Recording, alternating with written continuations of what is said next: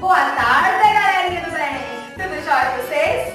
Estamos aqui hoje, nessa quarta-feira, e eu quero saber, alguém aí já viu festa junina sem fogueira?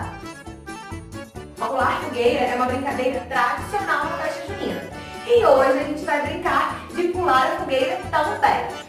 Mas a gente não vai brincar com fogo de verdade não. Porque o fogo de verdade é muito perigoso e criança não pode ficar perto e nem brincar com ele, combinado? Então a tia Simone providenciou aqui uma fogueira com alguns papéis que ela já tinha aqui na casa dela e alguns pedacinhos de madeira. Combinado? E você vai confeccionar uma fogueira na casa de vocês de mentirinha, tá bom? Com o que tiver na casa de vocês, combinado?